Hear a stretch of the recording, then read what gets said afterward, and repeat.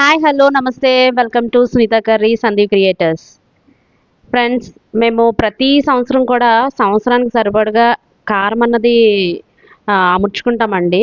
గత 30 సంవత్సరాల నుంచి మా అమ్మమ్మ గారు అయితే తనకి నలుగురు ఆడపిల్లలు, తనే ఇచ్చేవారు అందరికీ కారం. ఇప్పటికీ కూడా దాదాపు ఒక 5 ఫ్యామిలీలకి కారం అయితే అమ్మమ్మ వాళ్ళ ఇంట్లో నుంచే మేము ప్రిపేర్ చేస్తూ ఉంటాము.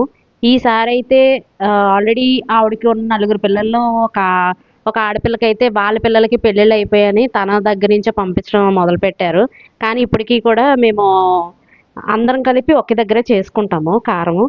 మరి ఎండాకాలంలోనే కదా అందరూ కూడా అన్నీ ఎత్తిపెట్టుకోవడము, కారం, చింతపండు ఇలా అన్నీ ఎత్తిపెట్టుకుంటూ ఉంటాము. మరి ఈసారైతే మే నెలలో ఇంకా కారం ఉందని చెప్పేసి ఈ మధ్యన మొన్న చేసుకున్నామండి. మరి మేము ఎంత కారం అయితే ప్రిపేర్ చేసుకుంటామో, ఎలా చేసుకుంటామో, ఆంధ్ర ఆంధ్రాలో అందులో అనకాపల్లిలో కారం అనేది ఎలా చేస్తారో చూద్దామా? మరి ముందుగా మేము 4 కేజీలు అంటే మే కల్లా కరెక్ట్‌గా వచ్చేంతలాగా చేసుకున్నాము. మళ్ళీ ఎక్కువ కాదు ఎండల్లో చేసుకోవచ్చని తక్కువైతే చేసుకున్నాము. 4 కేజీలు మిరపకాయలు తీసుకోవడం జరిగింది. మరి ఆ మిరపకాయలకి సంబంధించిన జీలకర్ర కానీ, జీలకర్ర అర కేజీ, తర్వాత ధనియాలు కేజీ, మెంతులు అర కేజీ, ఆవాలు 2 కేజీలన్నర ఇలా తీసుకోవడం జరిగింది. మరి మిరపకాయలు 4 కేజీలు ఒక పెద్ద బస్తాలాగా అవుతుందని చెప్పేసి ఇలాగ కొంచెం పౌడర్లా చేసి ఎండలో ఇలా దంచితే చాలా తక్కువ క్యాంత అయిపోద్దనమాట. తిను మళ్ళీ లాస్ట్ పిన్ అండి. ఇంకొక ఎల్లో శారీ కట్టుకున్నారు కదా, తను మూడో పిన్ని. మొత్తం నలుగురు ఆడపిల్లలు అని చెప్పాను కదా అమ్మమ్మ గారికి. ఆ ఆడపిల్లల్లో ఇద్దరు ఇలాగా ప్రతిసారి కారంకి అందరూ హెల్ప్ చేసుకుంటూ ఉంటాము. అలాగా కారం అయిన తర్వాత మిల్లుకి పట్టుకొని వెళ్ళారు. ఎప్పుడు కారం మిల్లు ఎప్పుడు కూడా వేడిది ఎప్పుడు కూడా క్యాన్లోకి తీసుకోకూడదని చెప్పేసి అక్కడ ప్రతి ఒక్కరు ఎవరు మరపట్టినా కూడా అక్కడ ముందుగానే నీట్గా క్లీన్ చేసి పెట్టేస్తారండి. గచ్చంతా వాళ్ళు ముందుగానే కడిగేసి అన్నీ ఉంచుతారు. మనం కూడా వెళ్ళి ఒకసారి క్లాత్తో పెట్టి నీట్గా తుడుచుకున్న తర్వాతే మనం ఆ మరలో పెట్టిన కారాన్ని తీసుకొచ్చి అక్కడ గచ్చు మీద వేసి బాగా చల్లారబెట్టాలి.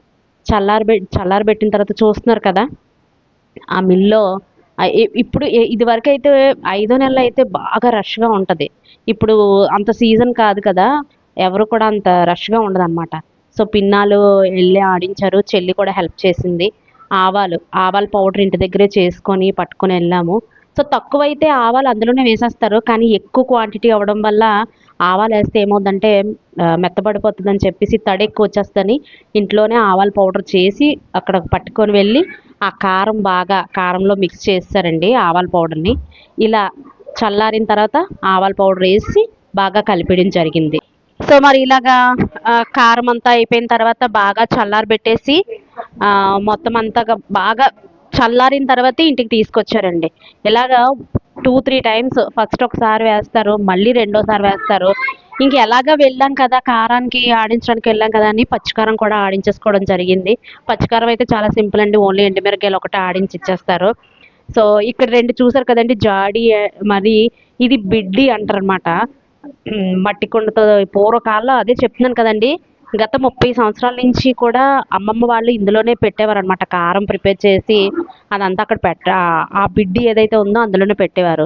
స్టార్టింగ్లో మేము ఆ జీలకర్ర ఇవి ఏదైతే ఉన్నాయో ఆ పదార్థాలన్నీ కూడా కారంలో వేసే సరుకులన్నీ కూడా అన్నీ వేపేసి సెపరేట్గా ఎండబెట్టి వేపేసి లాస్ట్ రోజు కలుపుతామండి. అన్నీ కలిపేసి మరక పట్టుకెళ్ళడం జరుగుతుంది అనమాట. సో ఈ విధంగా కారం అన్నది ఆడించుకొని చక్కగా ఇది మా అటక, మనం సన్సైడ్ చెప్తుంటాం కదా, ఇదిగోండి కారం చక్కగా ఈ బిడ్డలో కారం పెట్టడం జరిగింది ఈ రెండిట్లో కూడా. సో పిల్లలు అల్లరి చేస్తున్నారు. థ్యాంక్ యూ అండి for watching. Thank you so much. Sunitha Karri Sandeep creators.